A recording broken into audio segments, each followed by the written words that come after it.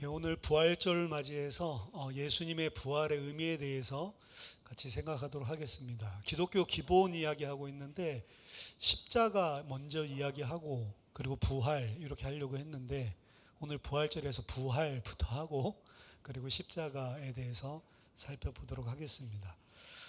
예수님의 사역의 핵심은 두 가지입니다. 십자가와 부활 두 가지죠. 십자가와 부활인데 십자가의 사역이 가장 핵심인 것이 맞습니다. 왜냐하면 십자가에서 예수님께서 우리 모든 죄를 대속했기 때문이죠. 하지만 오늘 성경 본문에서도 이야기하지만 만약에 십자가에서 대속의 죽음만 죽으시고 만약 부활하지 않으셨다면 그럼 우리 민듭이 헛것이다 라고 이야기를 하고 있거든요. 그래서 십자가 중요하고 십자가가 핵심이지만 그 정도로 동일하게 중요한 것이 이 부활이라고 하는 사실입니다. 어떤 분은 그 이야기 하시더라고요. 저희 모교회에 섬기고 어렸을 때 어떤 장로님이 나는 성경에 있는 거 다 믿어지는데 뭐 하나님이 천지창조하시고 하나님이 우리 인간들의 모든 생사복 주관하시고 전부 다 믿어지고 예수님이 내 죄 때문에 죽으셨다 이 사실도 믿어지고 다 믿어지는데 부활은 안 믿어진다.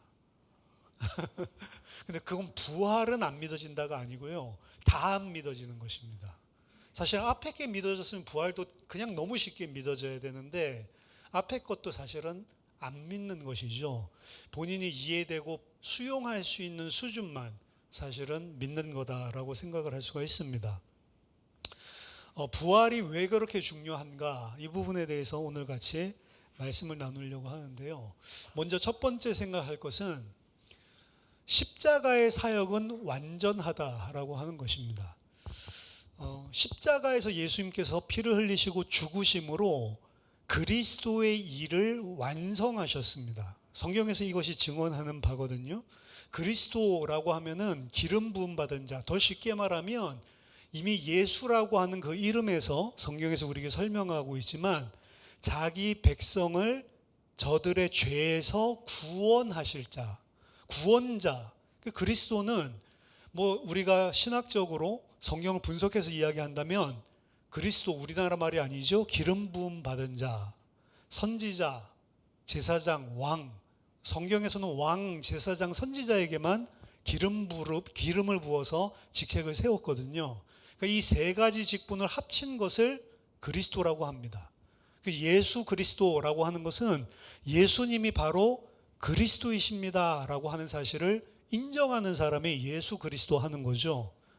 근데 뭐 요즘 불신자들도 예수 그리스도 하는데 예수 그리스도 하면 그리스도, 그분이 그리스도구나 인정한 사람만 말할 수 있는 것입니다. 그렇죠? 뭐 구승의 목사, 목사라고 인정할 수 있는 사람만 뭐 그렇게 하는 거죠. 예를 들어서 뭐 제가 막 완전히 세상에 있을 때 뭐 완전히 타락했을 때 그때 만난 친구가 구승의 목사 쉽게 안 나오겠죠. 내가 너한테 목사라고는 못 부르겠다 뭐 이러겠죠. 그러니까 예수님을 그리스도로 인정하는 사람만이 예수 그리스도 이렇게 말할 수 있는 거예요.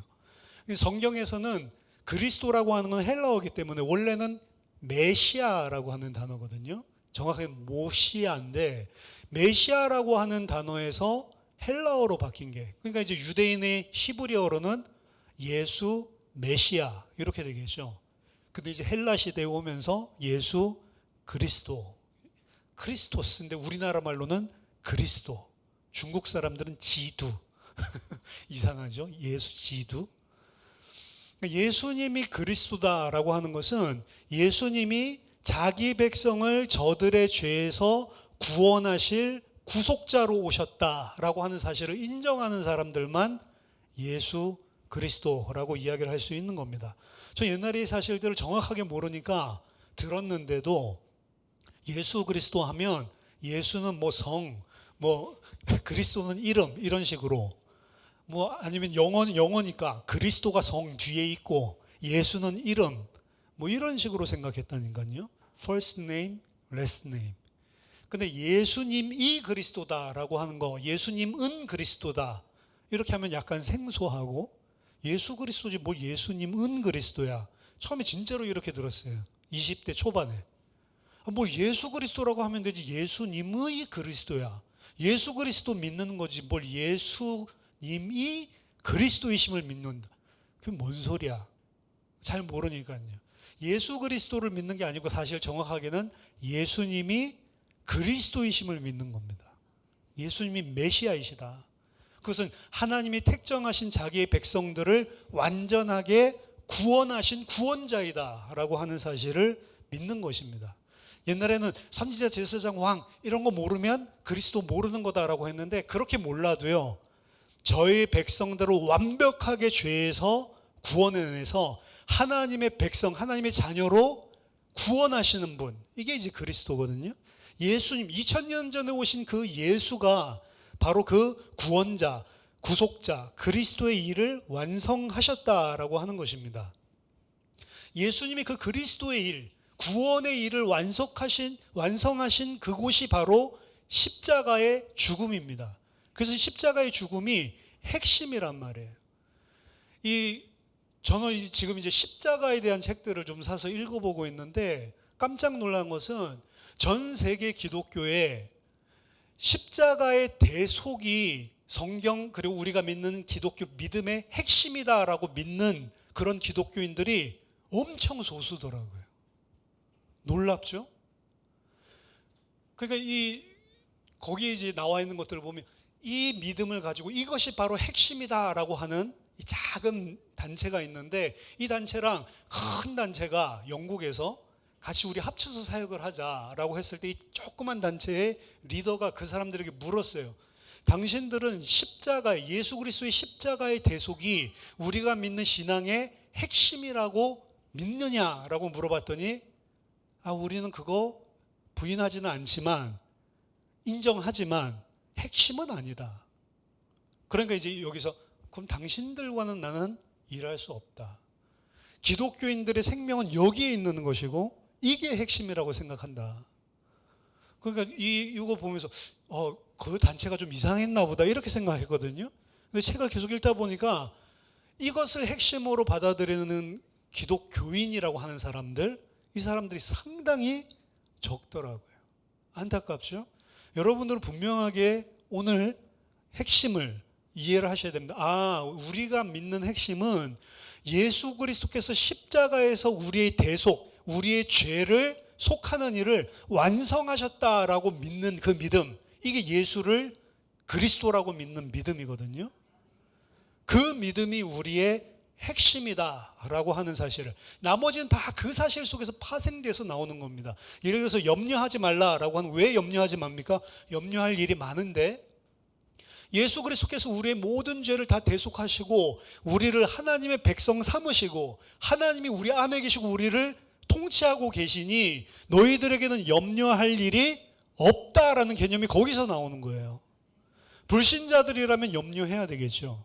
너희들은 그거 염려할 것이 아니다. 예수님은 항상 두 부류를 갈라놓죠. 제자와 무리를. 따라오는데도 무리들이 있고 제자들이 있었고 예수님 그 사실을 분명하게 알고 있었어요.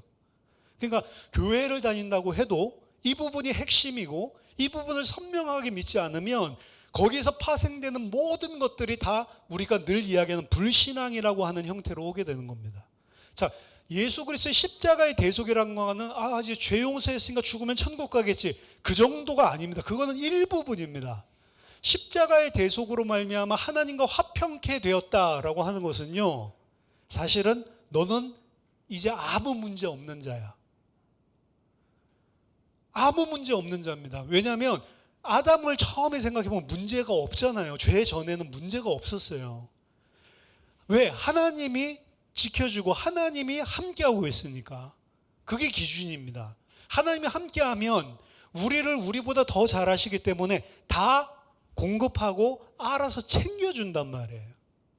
그 하나님이 아버지가 되고 내가 그 자녀가 되었으니, 그러니까 그 사이의 관계가 대속으로 말미암아 성립되었기 때문에 하나님의 백성은 이방인들과 같은 기도하지도 말고 이방인들과 같은 거 염려하지도 말고 이방인들처럼 땅의 것 쳐다보지 말고 이미 우리에게 주신 것들을 알라는 거죠. 이게 십자가의 대속의 의미입니다. 그래서 십자가의 대속, 내가 진짜로 믿냐, 이걸 핵심으로 가지고 있냐, 여러분들이 문제 올 때마다 이 사실을 상기시키란 말이에요. 내가 또 핵심 성경에서 이야기하고 있는 핵심적인 신앙을 놓치고 있는 것 아닌가라고 하는 사실을 여러분들이 생각해요. 그냥 염려 계속하고 있지 말고, 요한복음 19장 30절에 요한이 기록하기를 예수님께서 십자가에서 죽으시면서 마지막으로 선언하신 말이 뭐죠?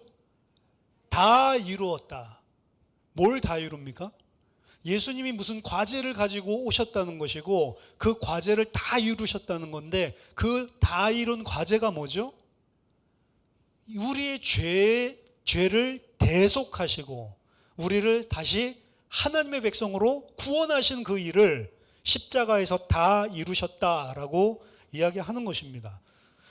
그러면 예수 그리스도께서 십자가에서 다 이뤘으면 부활 안 해도 되는 거 아니냐? 아까 전에 그 장로님 이야기한 것처럼, 장로님이라고 이야기를 해야 되는지 모르겠는데 아까 전에 그분이 이야기하는 것처럼 난 다 믿어지는, 대속의 죽음도 다 믿어지는데 부활은 안 믿어진다라고 하는 거거든요. 그럼 부활 다 이루었는데 그럼 거기까지만 믿어도 구원받을 수 있는 거 아닌가요? 부활은 안 믿어도? 이렇게 생각할 수가 있겠죠. 부활의 의미를 무엇인지 잘 몰라서 이렇게 이야기하는 겁니다. 그래서 두 번째, 예수님의 부활의 의미가 무엇인지 살펴보도록 하겠습니다. 오늘 고린도전서 15장 17절에 의하면 바울이 이렇게 이야기하죠. 그리스도께서 다시 살아나신 일이 없으면 너희의 믿음도 헛되고 너희가 여전히 죄 가운데 있을 것이요. 예수 그리스도가 만약에 십자가에서 대속의 죽음을 다 죽고 부활을 안 했다라고 한다면 너희는 믿고 있는 사실이 헛된 것이고, 그리고 여전히 죄 가운데 있을 것이다. 14절에도 보면 그리스도께서 만일 다시 살아나지 못하셨으면 우리가 전파하는 것도 헛것이요 또 너희 믿음도 헛것이다. 우리가 거짓말하고 있다는 거예요. 그리고 너희도 믿고 있는 사실 거짓이기 때문에 그 믿음 자체가 헛것이 된다는 거죠. 에베소서 1장 7절에 보니까 우리는 그리스도 예수 안에서 그의 은혜의 풍성함을 따라 그의 피로 말미암아 속량 곧 죄사함을 받았느니라. 사실 성경의 대부분은요, 피로 말미암아 죄 속량을 얻었다라고 이야기합니다. 그러니까 십자가에서 다 이루었다, 이 말이 맞는 거예요. 그 대속의 피로 우리가 죄사함을 얻은 겁니다. 근데 바울이 오늘 이야기하는 거에서는 그럼에도 불구하고 만약 부활하지 않았으면 그러면 그 피는 너희의 죄를 대속할 수 없다라고까지 이야기를 하고 있는 겁니다. 왜 바울은 그리스도가 부활하지 않으면 우리가 여전히 죄 가운데 있다, 아직 죄를 사함받지 못했다라고 하는 건데, 왜 대속받지 못했다라고 하는 건가? 사실 여기에 부활의 중요성이 있는 거거든요. 부활의 의미가 담긴 겁니다. 성경 한 구절 보면 히브리서 13장 20절에 이렇게 이야기합니다. 양들의 큰 목자이신 우리 주 예수를 영원한 언약의 피로 죽은 자 가운데서 이끌어내신 평강의 하나님이, 그러니까 예수 그리스도를 죽음 가운데서 하나님이 이끌어내셨는데, 여기에서 어떻게 무엇으로 이끌어내셨냐라고 보면 언약의, 영원한 언약의 피로 말미암아 그를 죽음에서 이끌어내셨다. 그럼 예수 그리스도의 영원한 언약의 피는 예수 그리스도의 십자가에 흘리신 피죠. 그럼 예수님이 왜 부활했냐라고 이야기하면 예수 그리스도의 그 십자가의 피로 하나님이 그를 죽음에서 살리셨다라고 이야기를 합니다. 그럼 예수님은 부활하기 위해서는 뭐 해야 돼요? 십자가의 피를 흘리셔야 되는 거예요. 아이러니하죠? 살기 위해서, 부활하기 위해서 죽는다? 우리가 예수 그리스도의 피로 말미암아서 부활의 생명을 얻는 것은 이해가 되는데, 성경에서는 예수님도 부활하기 위해서 무엇에 의지했냐면 자신이 흘린 십자가의 언약의 피에 의존했다라고 이야기를 하는 거예요. 우습죠? 예수님도 십자가의 피로 말미암아 부활했다. 우리도 그 십자가의 피로 말미암아 부활하는 거거든요. 같은 말입니다. 이게 무슨 말이냐? 하나님께서 예수님을 죽은 자 가운데서 다시 살리셨는데 그를 그 살리시는 일을 영원한 언약의 피로 하셨다라고 하는 것은 예수님의 피에 대한 성격입니다. 자, 히브리서 4장 15절에 보면 예수님은 우리와 똑같은 육신을 입고 있기 때문에 우리를 동정할 수 있는 분이라고 이야기했습니다. 우리가 어렵고 막 흔들리고 막 이런 것들 다 동정하신다. 왜? 육신의 연약함을 우리랑 똑같이 겪으셨기 때문에. 똑같이 겪었지만 히브리서 4장 15절 그에게 죄는 없느니라 라고 이야기를 합니다. 똑같은 육신을 입었지만 죄는 없다는 거죠. 예수 그리스도는 죄가 없음에도 불구하고 죽으신 것입니다. 그렇기 때문에 대속의 죽음이에요. 예수님이 죄가 있는데 죽으면 절대로 그분은 그리스도가 될 수 없는 겁니다. 왜? 그거는 대속의 죽음이 아니고 자기 죄 때문에 죽은 거기 때문에. 제가 아무리 여러분들을 사랑한다라고 선포하고 제가 십자가에 못 박혀 죽은들 나는 내 죄가 있기 때문에 내 죄 때문에 죽는 죽음이지 여러분들을 대신해서 죽을 수가 없는 거잖아요. 예수님은 의인임에도 불구하고 대속의 죽음을 우리 대신 우리의 죄를 짊어지고 죽음을 죽으셨다라고 히브리서 4장 15절에서 이야기를 하는 겁니다. 그리고 히브리서 5장 8절 9절에서는 그가 아들이시면서도 받으신 고난으로 순종함을 배워서 온전하게 되셨은즉 이라고 이야기를 합니다. 아들임에도 불구하고 하나님의 유일하신 아들임에도 불구하고 고난을 받으셔서 이거는 십자가를 이야기합니다. 고난을 받으심으로 뭐가 됐냐면 온전하게 되었다. 그러니까 예수님이 온전하게 되신 이유는 뭐냐? 죽기까지 십자가에서 순종하신 그 죽음 때문에 온전하게 된 거예요. 근데 그 죽음은 억울한 것입니다. 의인인데 불구하고 죄인으로 취급받는 거예요. 그 인간들이 그렇게 취급했다는 게 아니고 하나님이 그렇게 취급을 했다는 겁니다. 하나님이 죄로 고린도서 5장 21절에 보면 하나님이 그를 죄로 만드셨다라고 이야기하거든요. 그러니까 하나님이 죄를 가장 싫어합니다. 절대로 함께 있을 수 없고 절대로 죄를 지나치는 법도 없습니다. 반드시 심판이시죠. 하나님이 우리에게 쏟아놓아야 될 모든 진노를 받는데 그냥 페이크로 거짓말로 그냥 그런 척 하는 것이 아니고 진짜로 그렇게 만드셨단 말이에요. 억울한 거죠.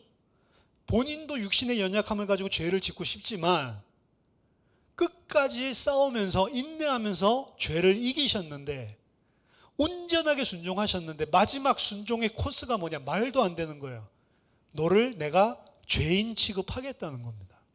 근데 그것까지도 아버지께서 하신다고 하니 순종을 해버렸단 말이에요. 그 순종의 결과가 뭐냐? 그가 이제 온전하게 되셨다. 그러니까 십자가의 그 피로 말미암아 예수님은 온전한 인자가 되셨다라고 하는 것입니다. 그리고 그 온전한 인자가 되시니가 사실은 부활한 거예요. 온전한 인자가 되셨기 때문에 부활을 했다는 겁니다. 만약 예수님이 부활하시지 않았다면 그 말은 무슨 말이냐면 그는 온전한 하나님의 아들이 아니다라는 거예요. 예수님이 만약에 부활하지 않았다라고 한다면 그는 자기 죄 때문에 죽었지 다른 사람의 죄를 대속하기 위해서 순종으로 죽은 게 고난받은 게 아니다라고 하는 겁니다. 그렇기 때문에 예수님은 반드시 부활해야 되는 거예요. 그 부활이 바로 내가 바로 그리스도다라고 하는 증거가 될 수 있는 부활이 되지 않으면 증거될 수가 없는 것입니다. 그래서 예수님이 부활하지 않으셨다면 히브리서 2장 9절 히브리서 기자는 예수님이 천사들보다 잠시 동안 못하게 하심을 입고 죽음의 고난을 받기 때문에 영광과 존귀로 관을 씌워주셨다. 왜 부활의 영광을 예수님이 받게 됐냐? 죽기까지 하나님께 잠깐 받는 그 죽음의 고난, 그 죽기까지 하나님께 순종했기 때문에 하나님이 그를 영광과 존귀의 자리에 앉히셨다라고 이야기를 하는 겁니다. 예수님께서 십자가의 죽음의 고난을 온전히 감당하셨기 때문에 부활과 왕적인 영광을 하나님께서 주셨다라고 이야기를 하는 거예요. 만약 예수님이 부활하지 않았다라고 한다면 그 예수님의 죽음은 하나님 보실 때에 가치가 없는 죽음이라는 겁니다. 지가 알아서 그냥 지 죄 때문에 죽은 것이지 다른 사람을 위한 대속이 아니라는 거죠. 그러니까 바울이 오늘 이야기하는 거예요. 만일 그리스도께서 부활하지 않았다면 그건 거슬러 올라가면 뭐죠? 하나님이 예수님의 죽음을 의롭게 온전하게 인정하지 않았다라고 하는 것이고, 그는 그리스도로 하나님이 인정 안 했다는 이야기고, 그렇기 때문에 부활하지 않았다면 우리의 죄는 여전히 그대로 있을 것이요 라고 이야기를 하는 겁니다. 그리스도는 죄를 위하여 한 영원한 제사를 드리시고 하나님의 우편에 앉으셨습니다. 히브리서 10장 12절, 오직 그리스도는 죄를 위하여 한 영원한 제사를 드리시고 하나님 우편에 앉으사. 한 번의 그 십자가의 죽음을 단 한 번의 영원한 제사래요. 그래서 예수님의 십자가의 구속사역의 가장 큰 특징은 단번에 once 그리고 영원히 for, once and for, 단번에 영원히, 이게 굉장히 중요한 겁니다. 근데 거기에다가 히브리 기자 한 가지 더 얘기해요. 단번에 영원히 온전히. 우리나라 말 온전히란 말 잘 안 쓰죠. 더 정확히는 완전히, 단번에 영원히 완전히 우리의 모든 죄를 대속하고 구원할 수 있는 일을 십자가에서 이루셨다라고 하나님이 인정해 주신 것이 부활이라는 이야기예요. 히브리서 10장 14절, 그가 거룩하게 된 자들을, 구원받은 주의 백성들이죠, 한 번의 제사로 영원히 온전하게 하셨느니라. 그러니까 여러분들, 예수 믿고 내가 하나님의 백성이 되었다라고 하는 것은 그냥 예수 믿을 때까지 죄뿐만이 아니고 단번에, 그리고 영원히, 그리고 완전히. 그래서 우리가 죽고 나서 심판대 앞에 섰을 때 사실 우리는 알죠. 네 죄를 네가 알렸다.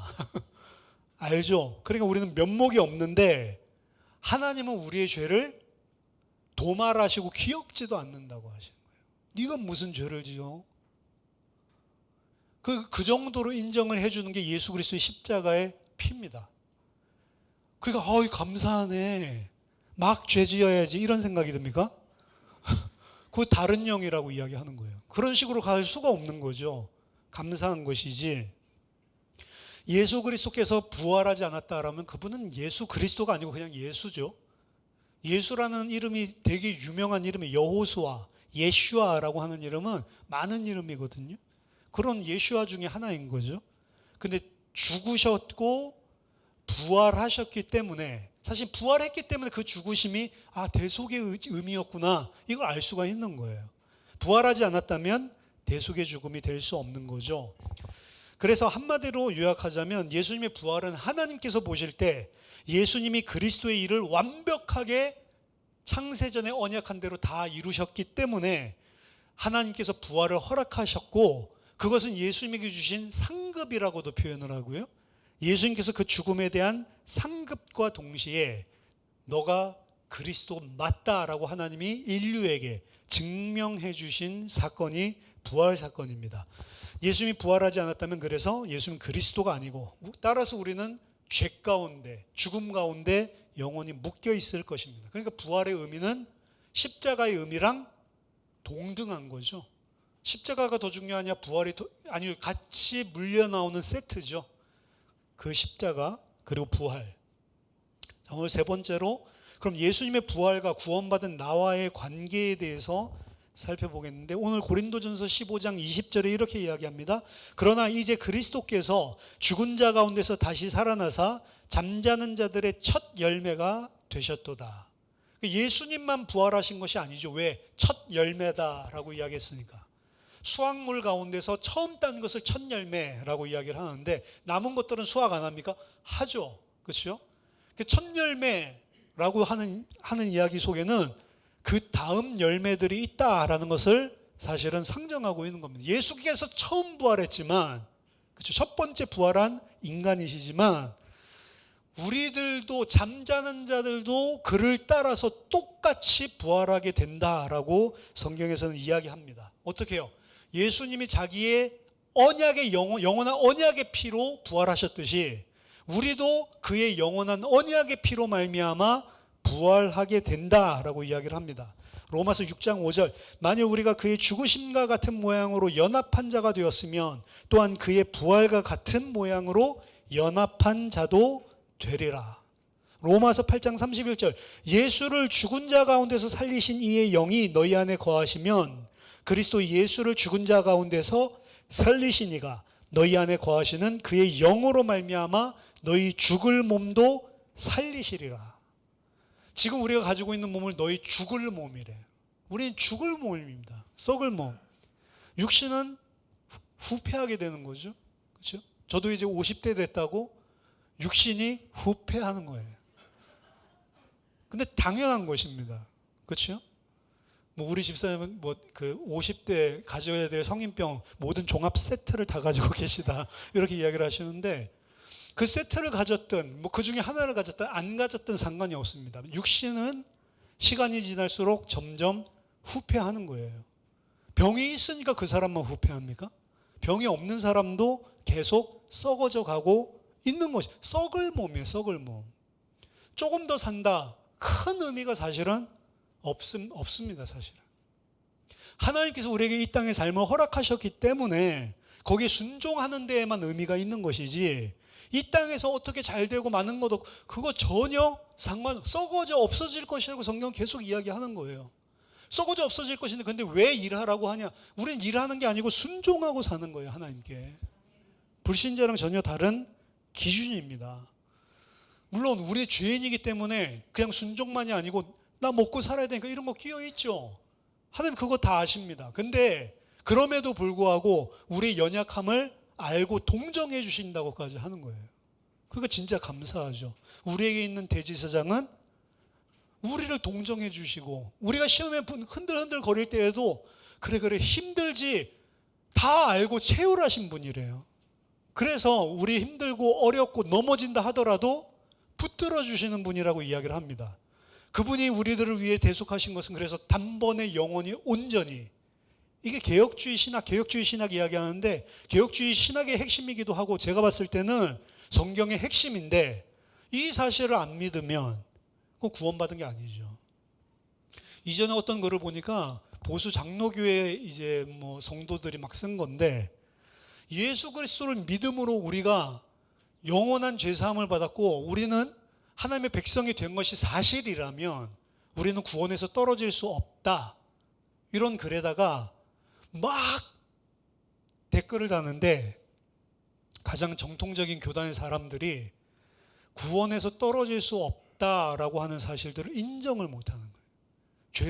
그럼 죄를 지어도 떨어질 수 없다는 말이냐?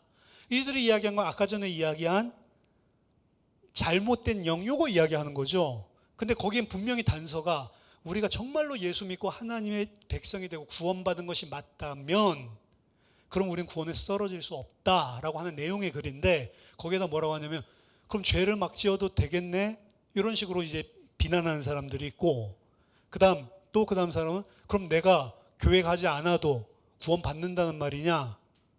그럼 내가 이제 헌금하지 않아도 구원받는단 말이지? 이런 식으로 글을 써요. 그래서 너희가 잘못된 교리를 전파하고 있다. 그 사람 장로교인이 아닙니다.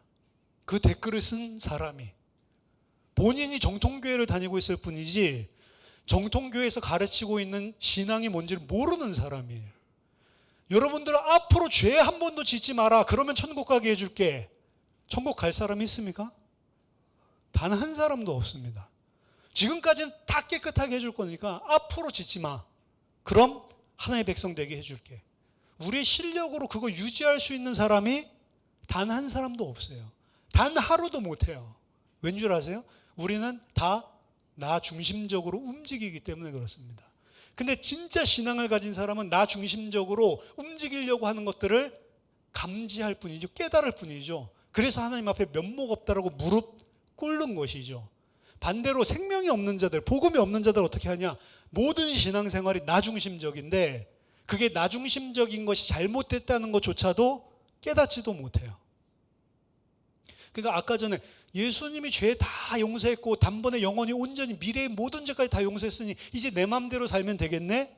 딱 나 중심적이죠. 예수님을 믿고 헌금도 하는데 왜 예수 믿고 헌금하냐? 복 받으려고. 나 중심적이죠. 예수님을 믿는데 나 죽어서 좋은 데 가려고. 나 중심적이죠. 그 예수 믿는 게 아니라고요. 거짓 그리스도의 특징 딱 한 가지를 보면 돼. 나 중심적이에요. 다. 나 잘 되려고. 근데 그리스도를 믿는 사람은 나 잘 되려고가 아닙니다. 나 잘 되려고 생각을 하다가도 또 내가 나 중심적으로 이러고 있네? 이런 사람이 신앙이 있는 사람이에요. 이 큰 은혜를 가지고 또 나는 하나님을 이용해 먹으려고 하는 정도밖에 안 되네? 요거를 깨달을 수 없는 사람은 신앙인이 아니라는 겁니다. 그래서 진짜로 깨달은 사람은, 진짜로 하나님 백성으로 구원받은 사람은 계속 나를 내려놓죠. 세상도, 이 세상에 사는 것도 순종함이지 세상 사람들 앞에 뻐기려고 좀 더 높은 자리에 올라가려고 싸우는 게 아니라는 거죠. 우리의 이 썩을 몸, 우리의 이 죽을 몸을 고린도 전서 15장 20절에서 24절에 썩지 아니할 몸으로 바꿔주신대요. 이것만큼 좋은 교환이 어디 있습니까? 썩을 몸 주고 우리 뭘 받아요? 썩지 아니할 몸을 받는 것이 완전 날로 먹는 거죠. 근데 그 썩을 몸을 주는 게 뭐냐면 죽음이에요, 사실은.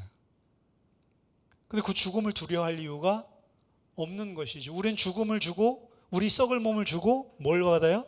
썩지 아니할 몸을 받는다. 그래서 여러분 죽음을 두려워할 필요도 없습니다. 너무 안 죽으려고 할 필요도 없어요. 어떻게 보면 이미 죽을 때 다 됐는데 계속 뭐 붙여놓고 막 살려고 할 필요 없습니다. 본인도 괴롭고 가족들도 괴롭거든요. 좀 이제 갈 때 됐나 보다. 이제 빨리 교환해야 되겠다. 썩을 몸이랑 영원한 몸, 썩지 아니할 몸이랑 교체하면 되지. 너무 이거 떼지 마세요. 막 그렇게 할 필요도 없어요, 사실은. 이 땅에 소망을 두는 게 아니고 위에 소망을 두는 겁니다. 그 삼성 유산 문제 때문에 죽은 사람을 이거 다 씌워놓고 맥박 뛰게 몇 년을 4, 5년 제가 기억하기로는 죽은 사람인데, 그렇죠? 그 악한 짓이죠. 그렇게 해서 한 게 무슨 의미가 있어요? 재산 정리 다 하고 나서 그럼 죽었다 이야기를 하는 거죠.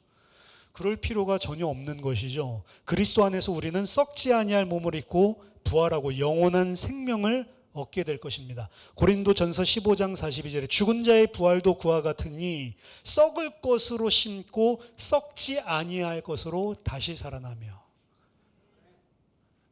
그럼 여러분들이 썩을 것을 이 땅에 심어버려야 돼.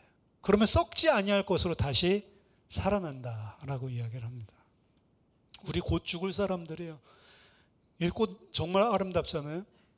부활절인데 천국에 여러분들 보시는 것도 아름답지만 여기에서 보는 게 메인 포인트예요.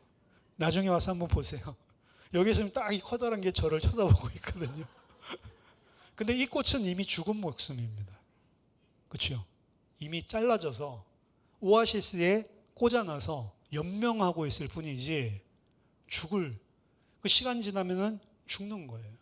만개하는 게 좋은 게 아니잖아요. 꼭 봉우리 있는 게 좋은 거라고. 만개하면 그게 무슨 소리예요? 이미 죽었다. 이미 갔다라고 하는 증거죠. 그러니까 우리도 마찬가지란 말이에요. 그렇죠? 반짝하는 그 만개하는 순간이 이미 죽었구나. 그 제가 요즘에 얼굴을 보니까 이거 구씨 가문 그리고 우리 아버지 얼굴이 스물스물 보여요. 이전에는 전혀 못 느꼈던 게. 그래서 아이고 늙었네 이 생각이 들더라고요. 그렇죠? 우리 썩을 몸, 후패하는 몸, 이 모든 것들을 다 내려놓고 썩지 아니하고 상하지 아니하고 병도 없대요. 아픔도 없대. 눈물 흘릴 일도 없대. 온전한 몸을 우리에게 예비해 놓고 있다. 그래서 베드로전서 1장 13절에 우리 주 예수 그리스도의 아버지 하나님을 찬송하리로다. 그의 많으실 긍휼대로 예수 그리스도를 죽은 자 가운데서 부활하게 하심으로 말미암아 우리를 거듭나게 하사 산 소망이 있게 하시며. 우리의 산 소망은 위에 있는 거죠. 그렇죠? 영원한 소망, 부활의 소망. 지난주에 종말적인 신앙에 대해서 살펴봤는데 결국에 우리가 가져야 되는 소망은 산 소망. 그게 바로 부활의 소망입니다. 그 부활의 소망이 있었기 때문에 초대교인들은 순교의 현장에서도 예수님의 말씀을 기억하는 겁니다. 몸은 죽여도 영혼은 능히 죽이지 못하는 자들을 두려워하지 말고 오직 몸과 영혼을 능히 지옥불에 멸할 수 있는 일을 두려워하라. 우린 사람을 두려워하는 게 아니고 하나님을 두려워하면서 사는 거고요. 그리고 우리가 이 땅에서 받는 환난, 이 땅에서 받는 고난은 잠시 잠깐의 것이다 라고 성경은 이야기합니다. 고린도후서 4장 17절 18절 보니까 우리가 잠시 받는 환난에 경한 것이, 잠시 받는데 이 환난은 잠시 받는 것이고 경한 것, 가벼운 것이 지극히 크고 영원한 영광에 중한 것을, 무거운 것을 우리에게 이루게 하님이, 우리는 보이는 바 보이는 것에 주목하는 자가 아니요 보이지 아니한 바 보이지 않는 것, 영원한 것을 주목하는 자들이다. 여러분, 잠시 잠깐입니다. 로마서 8장 18절에서도 바울이 생각하건대 현재의 고난은 장차 우리에게 나타날 영광과 비교할 수 없도다. 비교할 수 없는 영원한 것을 예비해 놓으시고, 그게 우리의 산 소망이라는 거죠. 그래서 로마서 14장 7절에서 9절 보면, 그래서 그리스도인들은 살아도 주를 위해 살고 죽어도 주를 위해 사는도다. 바울이 이 말을 하면서 뭐라고 이야기한 줄 아세요? 우리 중이란 건 예수 그리스도 믿는 사람이죠. 우리 중에 누구든지 자기를 위하여 사는 자가 없고 자기를 위하여 죽는 자도 없도다. 예수를 믿는 무리는 자기를 위하여 사는 자도 없고 자기를 위하여 죽는 자도 없도다 라고 이야기를 합니다. 찔리죠? 찔리는데 그게 사실은 기준이란 말이에요. 예수 믿는 것. 그 찔려야 예수 믿는 사람이에요. 그거 듣는데 그런 사람도 있구나. 그냥 그렇게 들리면, 안 찔리면 그거 예수 믿는 사람이 아닌 거죠. 나는 나를 위하여 살고 나를 위하여 죽는 것 같은데 찔려야 되는 거죠. 바울이 찔리게 이야기하는 겁니다. 우리 중에 그 누구도 나를 위하여 사는 자가, 자기를 위하여 사는 자도 없고 자기를 위하여 죽는 자도 없도다. 우리는 살아도 주를 위하여 살고 죽어도 주를 위하여 죽나니, 왜냐? 우리는 다 주의 것이로다. 여러분 인생이 여러분들 것이 아니라는 거죠. 따라서 이 사실을, 이 소망을 가지고 이 의미를 아는 사람은 이 땅의 것을 생각하지 않고 위의 것, 영원한 것을 바라보면서 삽니다. 빌립보서 3장 10절로 21절이죠. 바울이 여러 가지 자기의 이 땅에서의 배경들을 사실 고백을 해요. 뛰어난 것이죠. 유대인 중에 유대인, 히브리인 중에 히브리인, 그렇죠? 바리새인, 열심으로는 바리새인, 율법의 의로는 흠이 없는 자다. 그 흠이 없을 수가 있냐? 율법에서 정하는 것들을 100% 다 지키면 흠이 없는 자가 있었어요. 그때 당시에는. 그러니까 예수님이 이야기하는 율법의 의미가 아니고 본인들이 이야기하는 겉으로 하는 율법의 행위 있죠. 그 행위는 100% 다 지켜냈다고, 이 사람들이. 그런 사람들이 소수지만 있었습니다. 그 중에 한 명이 바울이었어요. 그리고 가장 뛰어난 학문을 가지고 있죠. 그러니까 뛰어나고 어떻게 보면 많은 좋은 것들을 가지고 있는데 그 모든 것들을 다 배설물로 여기는. 왜? 그것들을 갖다가 붙잡고 있기 때문에, 진짜 잡아야 될 걸 못 잡고 있었기 때문에 다 배설물로 여기고 그리스도의 손에 잡힌 바 되기 위해서 나는 뛰어간다. 자기 인생을. 그 위의 것을 바라보는 거죠. 골로새서 3장 2절에 위의 것을 생각하고 땅의 것을 생각하지 말라. 그러므로 이 땅에서 구원받은 하나님의 백성의 삶의 이유는 오직 하나님의 뜻과 소원을 이루는 것입니다. 그 하나님의 뜻과 소원을 이룬다라고 하는 것을 특이하게 생각할 필요가 없어요. 하나님의 통치에 순종하고 하나님께서 허락하신 모든 것들에 감사하고, 감사라는 걸로 사실 흘러나오게 되는 거죠. 그 삶을 살게 됩니다. 그리고 세상 사람들, 위의 것, 이 땅의 것, 이거 생각들을 계속하면서 사실은 살아가게 되는 거죠. 고린도후서 5장 15절 17절 보니까 새 피조물의 기준입니다. 예수께서 십자가에서 죽으시고 우리를 대속하신 이유는, 그가 모든 사람을 대신하여 죽으심은 살아있는 자들로 하여금 다시는 자기 자신을 위하여 살지 않고 자기를 위하여 죽었다가 살아나신 그분 그리스도를 위해서 살게 하려 하심이라. 이전 것은 지나갔으니 보라 새 것이 되었도다. 새 것은 어떻게 살아요? 자기를 위하여 살지 않고 그리스도를 위하여 산다라고 이야기합니다. 그래서 그리스도가 지금 나랑 무슨 상관이 있냐? 우리가 가지고 있는 산 소망, 그리고 우리들이 살아야 되는 생활 양식 자체가 바뀌게 됩니다. 왜? 이 땅의 것을 바라보지 않고 위의 것을 바라보는 삶이 기준이 되기 때문에. 또한 부활하신 주님은 지금도 살아서 역사하고 계십니다. 우리들 속에, 우리들과 함께. 이거는 물리적인 공간적인 표현이 아니라고 그랬죠. 우리들 속에 있다라고 하는 것은 영원한 관계를 의미하는 거고, 우리를 완전 책임진다는 이야기입니다. 지금 살아서 역사한다고요. 우리가 우리 육신의 욕심을 따라서 기도하는 것이 문제지만, 지금도 하나님은 기적과 능력으로 역사할 수 있는 능력 많으신 하나님입니다.